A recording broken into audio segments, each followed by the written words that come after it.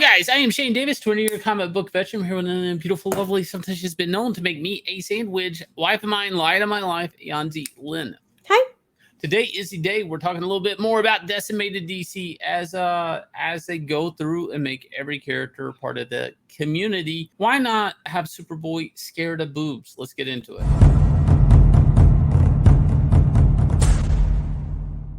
So, boobs are bad, according to DC Comics, and we're going to get into it right here on this channel. Before we do, I request, if you guys will, look down below. Please make sure you're a subscriber of this here channel. Leave me a comment, share out the video. All right, so first things first, we're going to take a stroll down memories lane. This was a comic book from the 90s we're referencing called Young Justice. You want to get into it? Oh, I really love Young Justice. Wasn't it drawn by Todd Nuck? Right. Yeah. No, it's great stuff. That the concept of Young Justice was kind of like Teen Titans, but the Teen Titans had grown up into Titans, and that made way for another book called Young Justice. That's it in a nutshell. That had Impulse, Superboy, Robin. I think there was like a Kid Lobo character too. I remember Cassandra, Wonder Girl, and yeah, it was a very fun book. Basically, it was one of those books where, okay, it's kind of echoing the most recent example I can think of was probably the whole Superboy and Robin book. Maybe that would be the closest I can think of in tone. So let's have a look at this issue over here. This is called Dark Crisis Young Justice issue #1, and there's this character over here which has a lot of people, scratching their heads like, who is this person? Well, she's a character called Nina Dowd. Used to be from the Young Justice book like 20 years ago too. So the gimmick here is that it's an artistic gimmick, honestly. They like to draw clouds over her boobs as a way of saying they're so huge we can't show them to you. Or maybe if we charitably say they want you to use your imagination to imagine how big her boobs are. So here Connor Kent is like, you don't get to boob hypnotize my friend, Mighty Endowed, and he's looking like, oh my god, I gotta face the boobs. See that expression on his face? Right. So he's scared of boobs, basically, not trying to look at them. She's beating the crap out of him. What are you gonna do? I mean, look at this gimmick. It's like, we don't want you guys to get offended by boobs. So smoky. And Superboy's reaction, not enough therapy in the world for this. Really? All right. So Nina Zhao, just so you guys know, is really a real character. All right. She got new god powers. But here's a joke. She has restricted mobility. Due to the massive size and weight of her breasts, Mighty Endowed is unable to stand or walk on her own, forcing her to rely on others to help her up. So this is obviously like a very juvenile 90s kind of joke that you can make about women. I don't think you can make that nowadays, can you? Right. Well, in the 90s, people were coming into boob jobs. I mean, they were kind of new technology-ish, late 80s, whatever. And some people were stretching how far those things could go. It was an idea for young boys, like big boobs. And big boobs were fun, right? I mean, all the superheroes are running around with big pectoral muscles. So they had a fun gimmick with this character. Smoke, you don't know how big they are. It's up to the reader's imagination. They're as big as you would want. Now, why we're bringing this up is obviously we can see it's not fashionable anymore for male superheroes to oogle boobs. Yeah. But DC Comics chases and oogles Nightwing's ass. Oh, yeah. Remember that Happy Superhero Day, he has a kick of Nightwing's kick. Well, no, the other superheroes are always talking about Nightwing's butt. The creators are men and women, by the way. Very sexually objected Nightwing. Now, here we go. We're going to show you what this character in this book used to look like in the 90s, how this played out. Well, in the 90s, she looked pretty much exactly the same as her current depiction. Still using the smoke as a gimmick. Mighty Endowed. So I don't even think that superhero name will even fly in today's climate. But let's look at the Young Justice people's reaction over here. So you can see back here, Superboy was like, not enough therapy in the world for this. Well, how did he first react when he originally saw Mighty Endowed? Well, let's start with Tim. Tim was like, wow, she suddenly got huge tracts of land. Very polite, Tim. And Bart goes, we're supposed to fight her? And Superboy is like, oh boy. If there's a god, then yes. Yeah. Mighty Endowed goes, I see up there trembling in fear. And Superboy is like, this isn't fear, it's anticipation. He's like so excited and so happy to find a woman with big boobs. He can't wait to get knocked into them. I bet he's gonna like purposely run into her boobs or something, And Right. teenage boy, hello, adolescent humor, anybody? And here she is. She's like, okay. She's like, oh, flailing out. She's like, oh my god, oh my god, oh my god, I'm falling over. I can't. Right. Too top heavy, and she falls flat on the face. And Superboy's like, oh, she's like, damn it, I don't get to squish my face in those pillowy bliss anymore. So just for people who think, oh no, this is just some bad characterization of Superboy from way back in the 90s. We are past the era now. No more big boobs, big guns, none of that stuff. Superboy is nice and no longer a toxic male. But here we go again. Another page of Superboy oogling boobs. Here he is taking off his trademark sunglasses, trying to check out a chick for her name tag when obviously it's like, hello, boob window. That's what he's looking at. Yeah. So, I mean, this is the character. He was a fun 90s character, teenage boy, superpowers, obviously likes girls, today needing therapy for boobs. So what's going on at DC Comics? It's not enough to make every character bisexual. It's not enough to either make them gay, swap out their sexualities. Superboy voted on in a round robin thing. You want to go down that? All right, so bear with me, guys. This is going to be a bit of a stretch. You might think, Yanzi, you're thinking too hard on this, but let's go back 1 year ago. Now, 1 year ago, there was this event called Round Robin. DC Comics ran it. They pitted comic book titles against each other in a deathmatch thing. And eventually, the Robin's title won.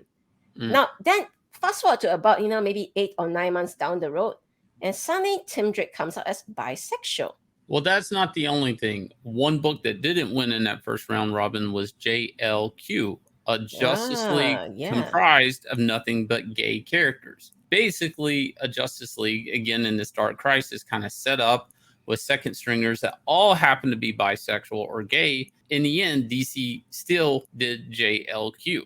Mm-hmm. So I'm thinking maybe when they realized that Robins won against JLQ, it looks like a double whammy. Number one, I think all the Robins are pretty much straight and white. Well, aside from, actually, no, all the Robins are straight and white. You know what? That's the point. And then they won. They beat up the whole Q League. So it's like, yeah, that's terrible. We must make somebody, part of the LGBTQIA community and Robin. So click, Tim Drake becomes a bisexual. Now, this year, the round robin was won by none other than Superboy Connor Kent, this charming young lad over here. Another straight white male. Now, obviously, DC's fans are quite homophobic because 2 years in a row, they voted straight white characters in. We went from this guy who was totally all about, oh boy, boobs on a villain. I can't wait to get involved with those, to not enough therapy in the world for these, seeing those gigantic hooters. Well, so it sounds like they're setting him up to come as part of the community. Well, they already have bisexual Jonathan Kent, right? So the Superman brand has already checked that box in Superman. So Superboy doesn't really fit in. Actually, Superboy probably wasn't ever supposed to win. T. Franklin had votes rigged, everything, whatever. Other books were supposed to win, but fans were like, we liked 90s Superboy. He was fun. Young Justice Superboy, fun. They voted for it. You guys got it.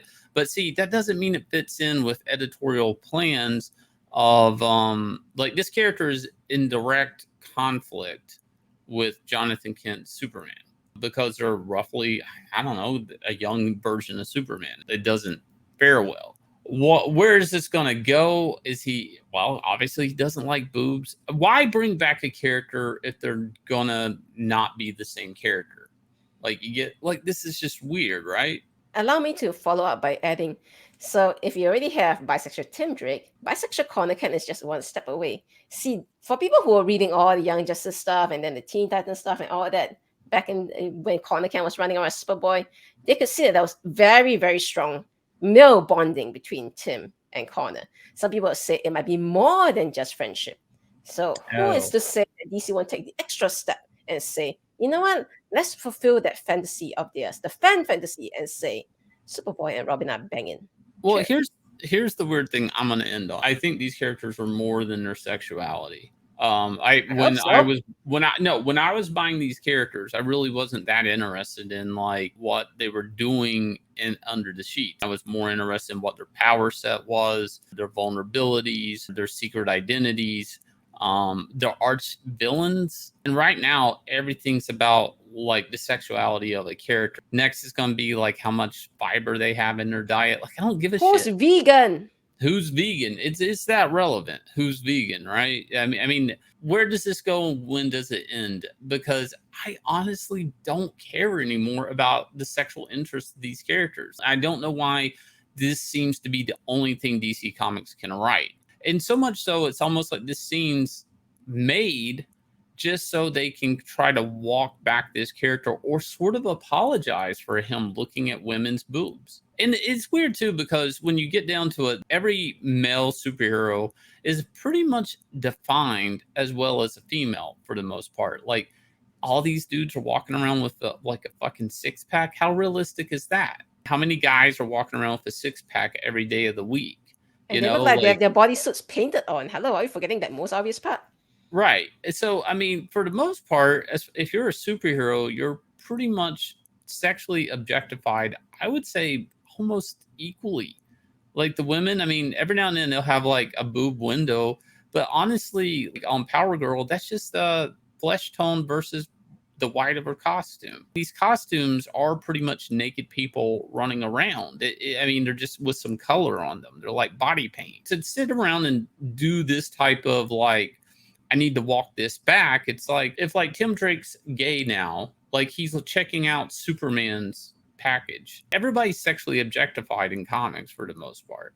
I don't know. This is just really weird to watch DC try to walk back like something that not many people honestly remember. But anyways, if you guys will, look down below, hit like, subscribe, ring the bell for notification. Let us know what you think DC Comics' end goal is in this, because to me, this is just sort of confusing jibber jabber. Are boobs bad? I don't think so. Inglorious Rex, $256,756,000, 2,882 backers. Thank you guys.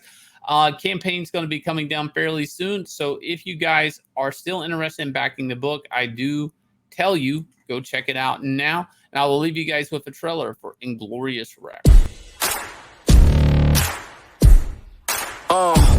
Please excuse me, your honor, but you can't hold me no longer. Can't you feel the vibrations? I broke out and left traces. Go ahead, try catch me if you can, man. You'll be looking all night, I'm a Sandman. New York, London to Japan. I'ma show the whole world who I am. Boom, boom, boom. Major look, huh? Yeah, this one is for the books. All these chances I